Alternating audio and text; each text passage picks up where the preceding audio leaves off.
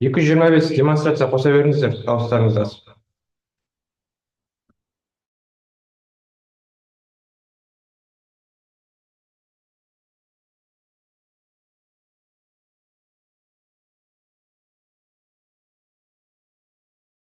Дауыстарыңызды ашып жіберіңіздер.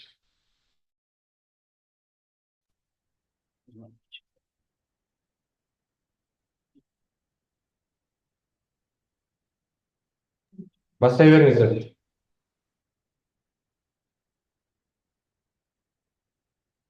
Құрметті әріптестер, сәлеметсіздер ме? Мен қазақ тілі мәдениеті пәні әдістемесіндегі дидактикалық негіздері тақырыбындағы әдістемелік нұсқаулықтарымды нұсқау сіздерге ұсынамын. Әдістемелік нұсқаулықтың өзектілігі. Негізгі орта білім берудің жалпыға міндетті стандарттарына сәйкес, білім алушылардың жас ерекшеліктеріне ескере отырып, пәндік білім мен дағдыларды кезең-кезеңмен тереңдетуді қамтамасыз ету және біртұтас тәрбие бағдарламасында қарастырылған ұлттық құндылықтарды меңгерту арқылы білім алушыларды рухани кемелденуге, саналы азамат болып қалыптасуға баулы өзекті тақырып ретінде қарастырылған. Мақсаты: білім алушылардың оқу және жазу дағдыларын жақсы қалыптастыру, сөйлеу әрекетінің барлық түрлерін меңгерту, алған тілдік білімдерін өмір жағдайларында қолдана білетін жеке тұлға болып қалыптасуы мен дамуына, және оқушыларды лексика, фонетика, морфология, синтаксис негіздерімен сауатты жазу мен дұрыс сөйлеуге қолдау жасау.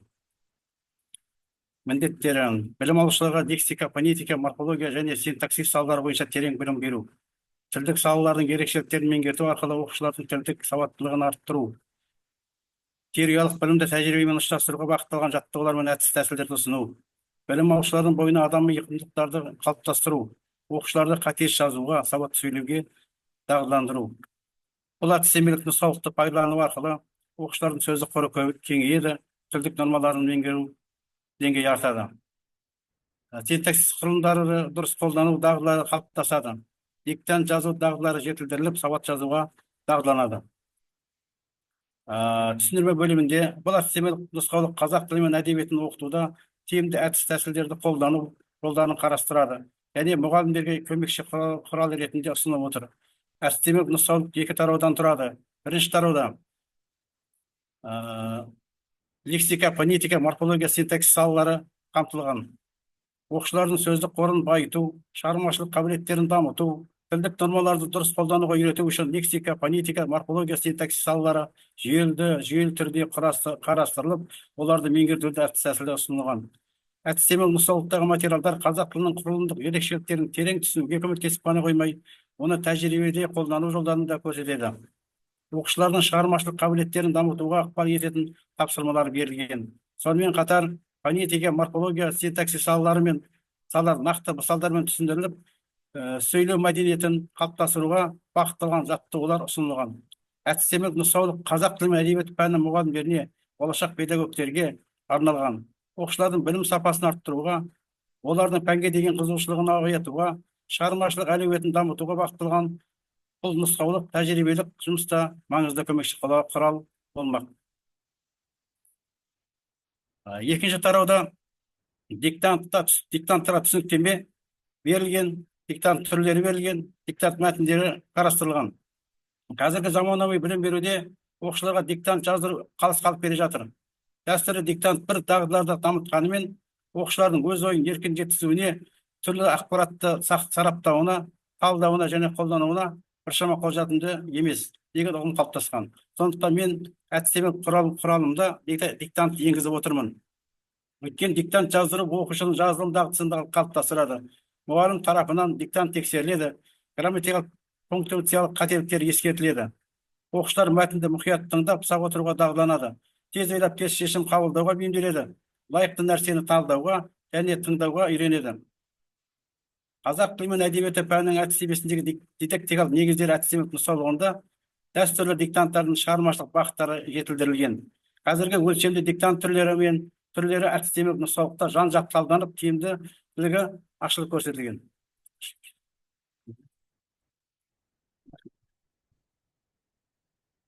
Озық әдістеме арқылы сапалы білім арқылы үлкен нәтижеге қол жеткіздік.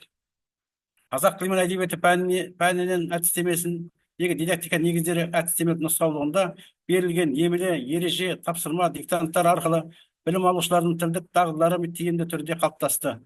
Оқушылардың білім сапасы көтерілді. Нәтижесінде шәкірттерім аудандық, облыстық байқаулар мен конкурстарда, ғылыми жобаларда жүлделі орындарға ие болып, алғыс хаттармен марапатталды. Сонымен қатар, ұбт нәтижелері бойынша жоғары балл жинап, еліміздің жетекші жоғары оқу орындарына грант негізінде оқуға түсті. Атап айтар болсам, 2021-2022 оқу жылында Ақжігіт Балнұр 106 балл жинап, жоғары оқу орны грантының иегері атанды. 2023-2024 оқу жылында Ақжігіт Айнұр 100 балл жинап, Искендір Айгерім 115 балл алып, жоғары оқу орнының иегерлері қатарынан табылды. Ғылыми жобаларда да жетістіктер болды. Бақытұлы Досымжан 2022-2023 оқу жылында өнертапқыш және шығармашылық жобалар алаңынан аудандық кезеңінде рухани құзыреттілік жаңа бастамалар жолы бағыты бойынша 3-ші орын иеленді. Наби Аслан 2023-2024 оқу жылында дарын ғылыми жобалар сайысының облыстық кезеңінде өлкетану бағыты бойынша алғыс хат иеленді.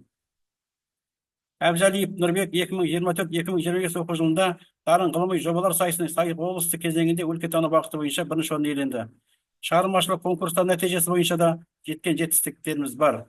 Әбжалиев Нұрбек 2022-2023 оқу жылында Әбіш оқулары республикалық ғылыми шығармашылық байқауының облыстық кезеңінде мәнерлеп оқу бағыты бойынша 2-ші орын. 2023-2024 оқу жылында Төлеген Айберген оқулары байқауының облыстық кезеңінде мәнерлеп оқу бағыты бойынша 3-ші орын иеленді. Білім алушылардың білім сапасының соңғы 3 жылдағы орташа көрсеткіші 77,5%-ға өсті. Қазақ тілі мен әдебиет пәнінің әдістемесіндегі дидактика негіздері тақырыбындағы әдістемелік құралдың білім беру саласына тиімділігін арттырып, облыс көлемінде кең таралуына арналған бірнеше нақты ұсыныстарым бар. Әдістемелік құралды оқу процесінде тиімді пайдалану, әдістемелік құралдың қолдану ауқымын кеңейту мақсатында электрондық нұсқасын облыстық білім басқармасының немесе әдістемелік орталықтың ресми сайтында орналастыру. Мұғалімдер мен ата-аналар үшін мобильді қосымша жасау. Тыңдағандарыңызға рахмет.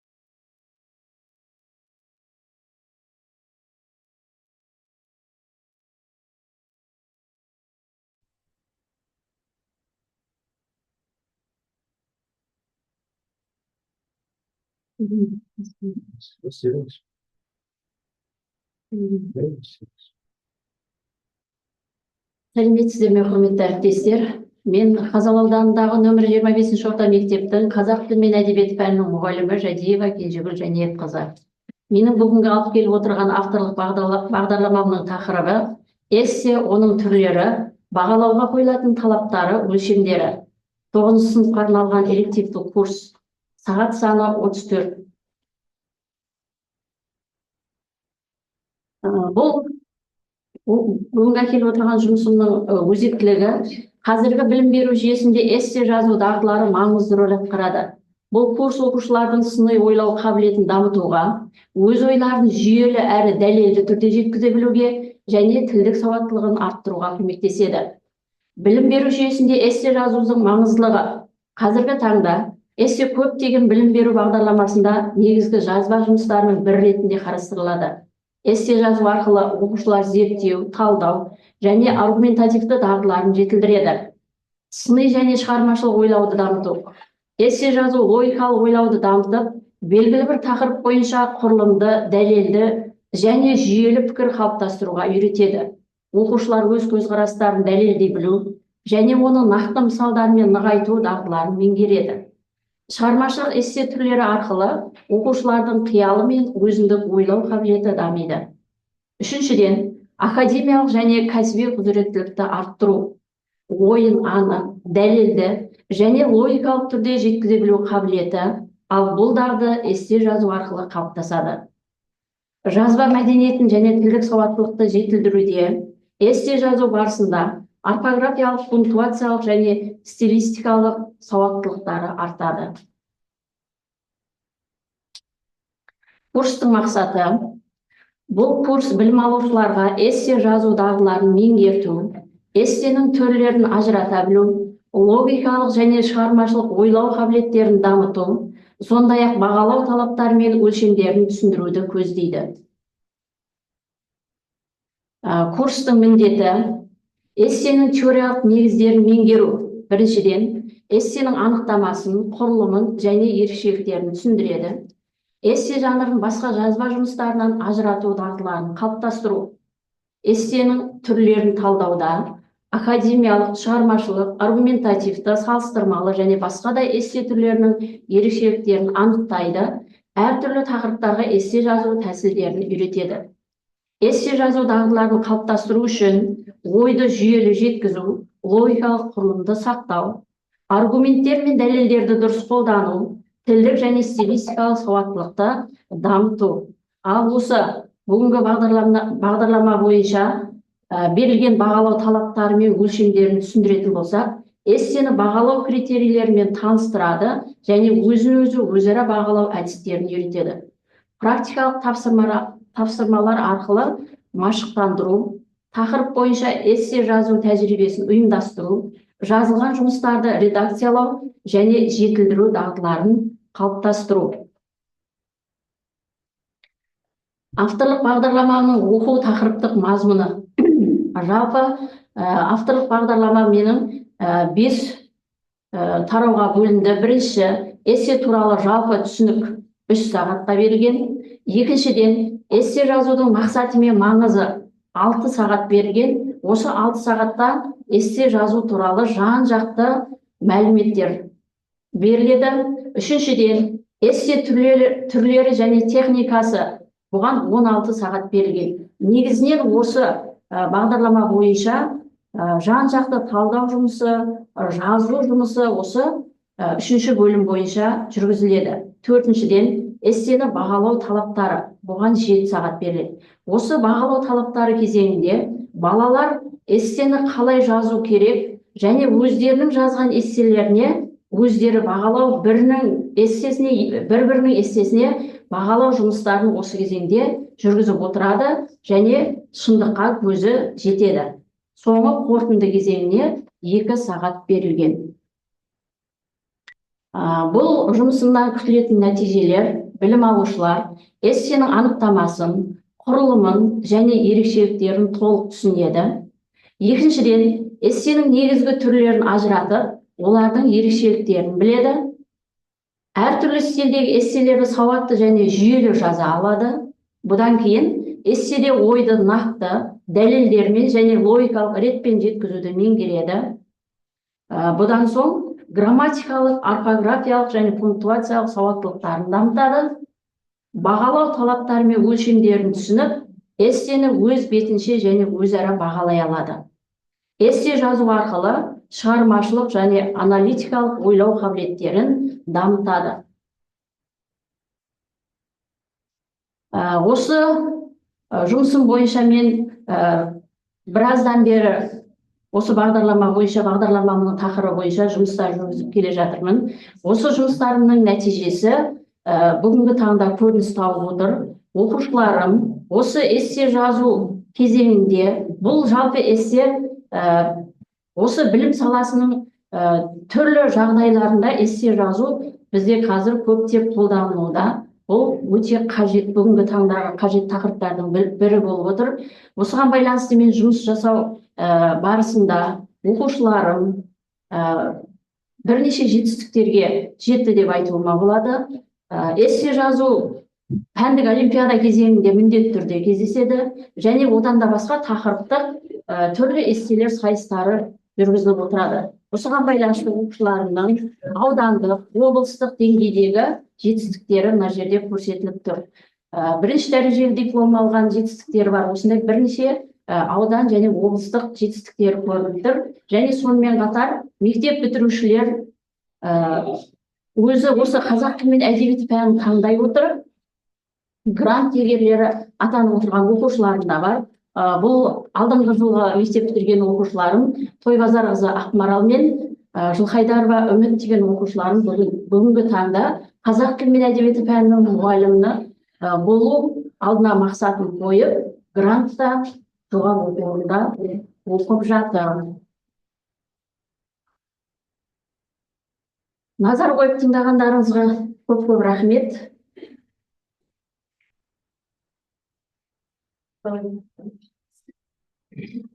Уақытымыз қалмады.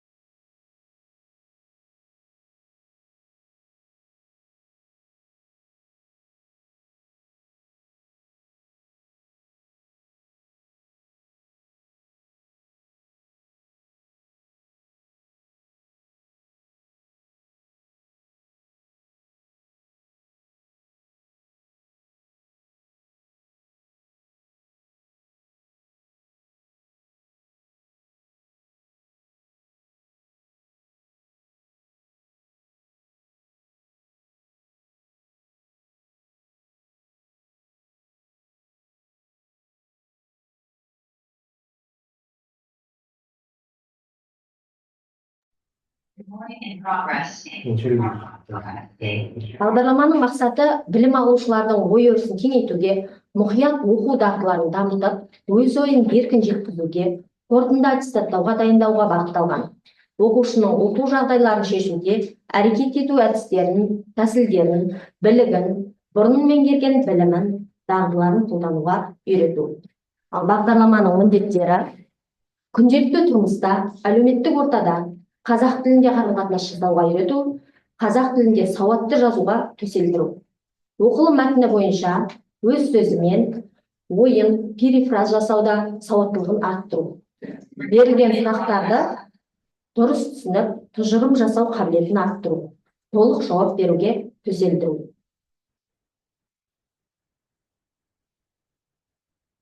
Тақырыптың өзектілігі. Қазақ әдебиеті сабағында оқу сауаттылығын дамыту мақсатында көркем шығарманы талдай оқыту әдістері тақырыбы қазіргі заманда білім беру саласында үлкен маңызға ие. Оқу сауаттылығы оқушылардың мәтінді түсініп, сыни тұрғыдан талдау, ақпаратты дұрыс қабылдау және оны өмірде қолдана білу дағдыларын қамтитын маңызды құзырет. Бұл құзырет әсіресе заманауи қоғамда ақпарат ағынының көптігі мен өзгерістің жылдамдығына байланысты қажеттілікке айналды. Тақырыптың өзектілігі мына факторлармен айқындалады. Оқу сауаттылығын арттыру қажеттігі. Яғни оқу сауаттылығы тек әдебиет сабағында ғана емес, басқа да пәндер бойынша білімін терең түсінуге және оларды талдауға көмектеседі. Бұл дағды оқу процесінің барлық кезеңдерінде және өмір бойы қажет. Сыни ойлауды дамыту. Оқушылардың мәтінді талдау арқылы оқиғалар мен кейіпкерлердің әрекеттерін саралап, авторлық көзқарасты түсінуі сыни ойлау дағдыларын дамытады. Бұл дағды жаһандық білім беру стандарттарына сай оқушыларды дайындауда маңызды рөл атқарады. Келесі мәдени және рухани құндылықтарды қалыптастыру. Қазақ әдебиеті арқылы ұлттық мәдениет пен құндылықтарды насихаттау, оқушылардың өз халқының рухани мұрасын терең түсіну үшін де маңызды. Көркем шығармаларды талдау арқылы ұлттық болмыс пен тарихи оқиғаларды түсінуге жол ашылады. Келесі, шығармашылық ойлауды дамыту. Талдау әдістерін қолдану оқушыларды шығармашылық тұрғыдан ойлауға, өз көзқарастарын білдіруге, жаңа идеялар тудыруға ынталандырады. Жаңа педагогикалық әдістердің қажеттілігі бүгінгі білім беру жүйесінде инновациялық әдістерді қолдану, оның ішінде интерактивті және зерттеушілік әдістер арқылы оқушылардың қызығушылығын арттыру мен белсенділігін көтеру өзекті мәселе болып табылады. Авторлық бағдарламадан күтетін нәтиже. Балалар өз ойын еркін жеткізе алады, алған білімдерін өмірде қолдана алады, проблеманы шешу құзыреттіліктері қалыптасады, жұпта пікірлесіп, топта ойларын ортаға салып, талқылай алады, жеке тұлға ретінде өз ойын тұжырымдап, қорғай біледі, оқу сауатына артады. Осы авторлық бағдарламаны дайындау мақсатында көптеген жетістіктерге жеттім. Оқушыларым олимпиада, аудандық олимпиадада және де әртүрлі байқауларда аудандық және республикалық нәтижеге жеткен оқушымда бар. Жалпы авторлық бағдарлама 34 сағатқа негізделген. Сіздердің назарларыңызға ұсынып отырмын. Рахмет көп.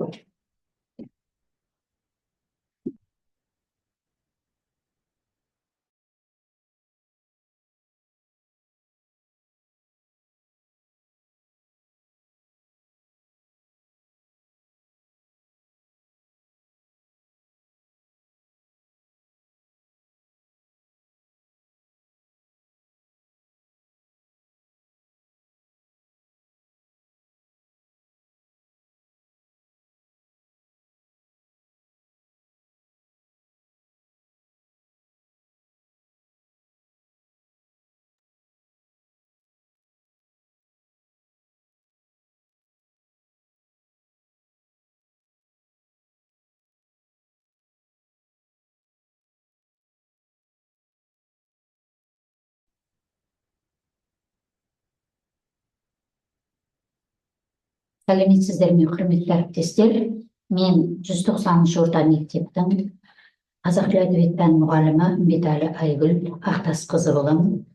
Авторлық бағдарламамның тақырыбы көне түркі әдебиеті және дала мәдениеті.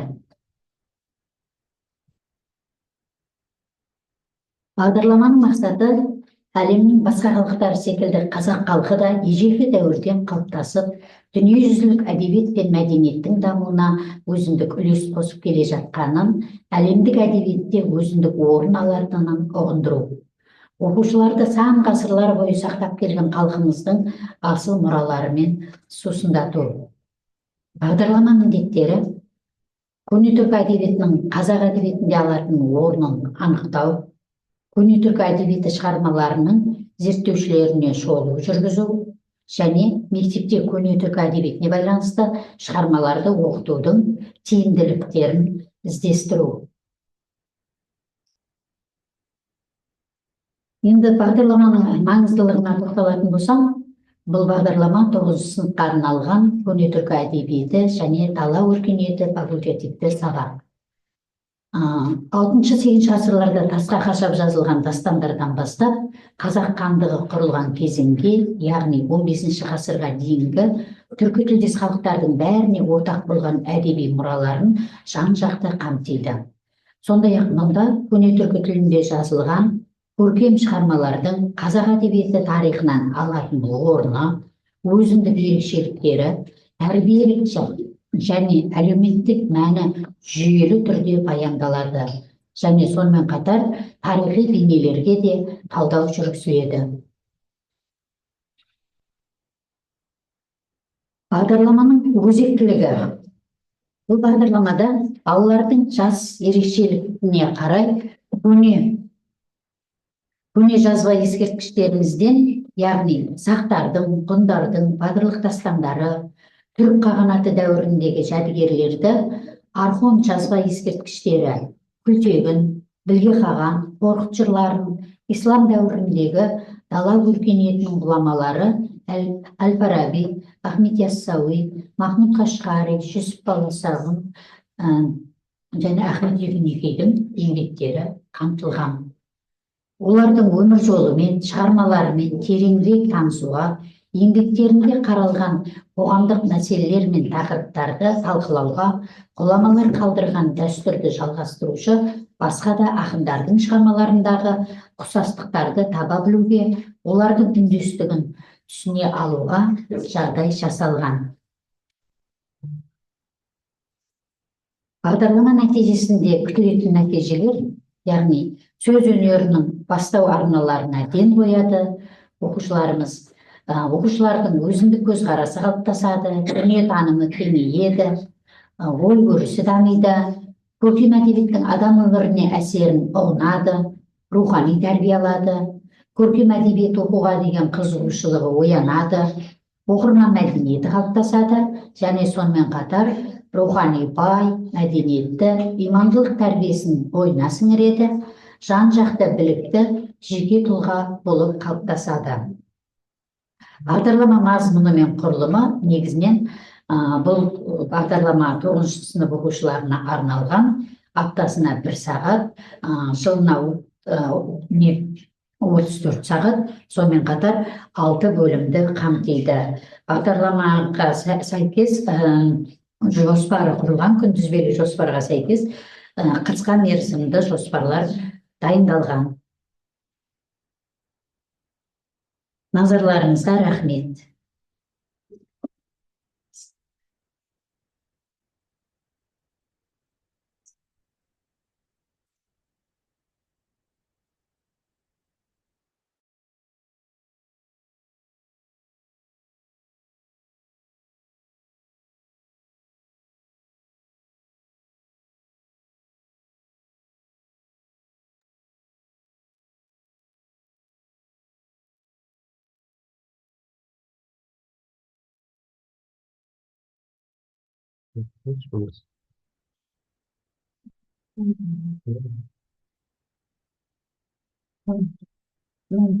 Я понял это. Последуем. Саламатсыздар ма, әріптестер? Мен Қызылорда облысы Қазалы ауданы Автоматыр 590 орта мектептің қазақ тілі мен әдебиет пәнінің мұғалімі Жарылқасын Мейрамкүл Жарылқасынқызы боламын. Менің бүгінгі авторлық бағдарламамның негізгі тақырыбы тілдік құзыреттіліктерді қалыптастыру қазақ тілі сабағында, қазақ тілі мен әдебиет сабағында.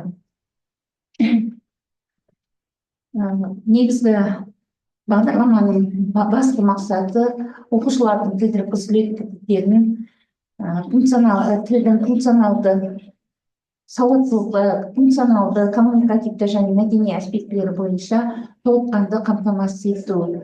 Бағдарламаның осы қажеттілігі, яғни осы үшін бағдарлама мақсат үшін қажетті мәселе қазақ тілі мен әдебиеті бойынша білім деңгейін арттыру, оқушылардың тіл мәдениетінің, сөз байлығы және қарым-қатынас дағдыларын дамыту, тілдік және әлеуметтік ортада тиімді қарым-қатынас жасауға мүмкіндік беретін тілдік құзыреттіліктерді қалыптастыру. Бағдарламаның өзектілігінде біріншіден қоғамдық қажеттілік, қазіргі таңда қазақ тілінің мәртебесін арттыру, оны кеңінен қолдану, қамтамасыз ету маңызды болып саналады. Тілдік құзыретті қалыптастыруда еліміздің әлеуметтік-экономикалық белсене қатысуға мүмкіндік береді.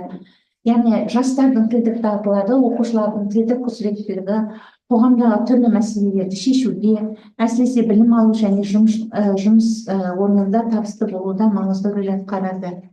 ғаламдану мен цифрландыру заманының талабына сай жастарды заманауи құралдар мен әдіс тәсілдер арқылы оқытып, олардың қазақ тілін тиімді әрі дұрыс қолдануға мүмкіндік беру өте өзекті болып саналады. Бағдарламаның жаңашылдығы интерактивті біріншіден интерактивті әдістер бағдарламада тілдік құзыреттілікті дамыту мақсатында интерактивті және шығармашылық әдістерді қолданады. Оқушыларды диалогтық ойындар, дебаттар арқылы өз тілдік дағдыларын жетілдіре алады. Технологияларды қолдану, цифрлық құралдарды пайдалана отырып, қазақ тілін үйренуге және оның құндылықтарын ұғынуға мүмкіндік береді. Бұл тыңдау, сөйлеу, жазу және оқу дағдыларын интернет платформалар мен мультимедиалық құралдар арқылы дамыту. Көптілділік тілдік құзыреттілікті тек қазақ тілінде ғана емес, көп тілді білім беру негізінде дамытуды көздейді. Бұл оқушылардың әлемдік деңгейде тілдік қарым-қатынасқа дайындығын арттырады. Яғни менің бағдарламамның басты бөлімдері бұл 5-ші сыныпқа арналған таңдау сабағы болып саналады. Таңдау сабағы негізінен 6 бөлімнен тұрады. 6 бөлімнен 34 сағат.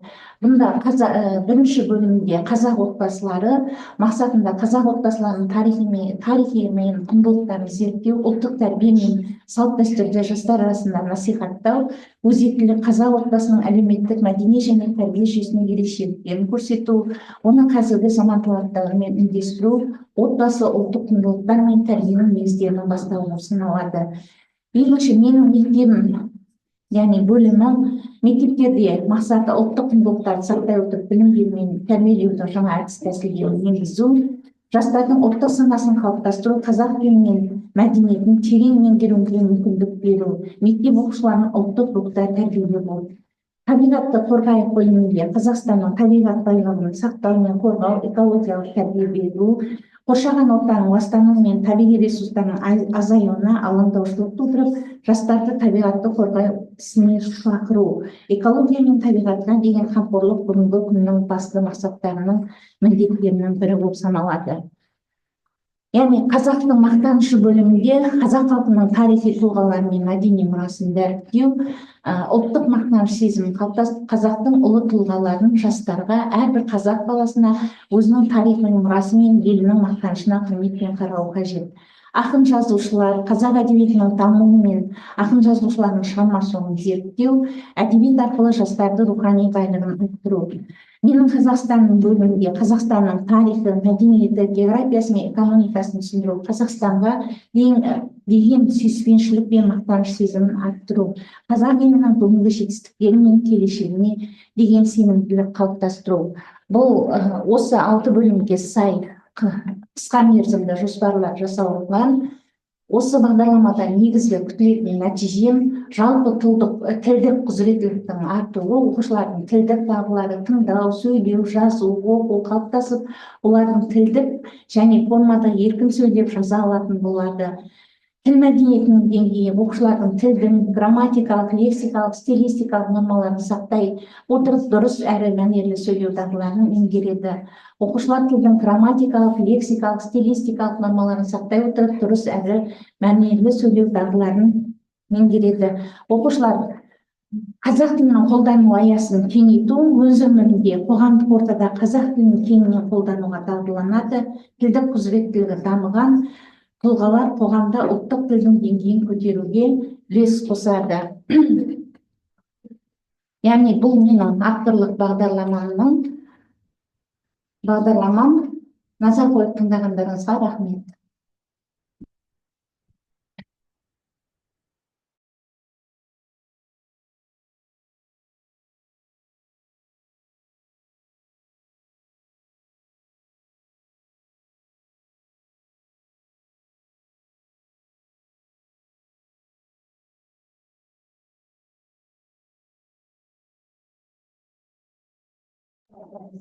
Әріптестер, Zoom конференцияның аяқталуына 1 минут қалды. Қазір аяқталғаннан кейін біз осы сілтемемен қайтадан 10 минуттан кейін қосыласыздар ғой. Назар қойып тыңдағандарыңызға рахмет.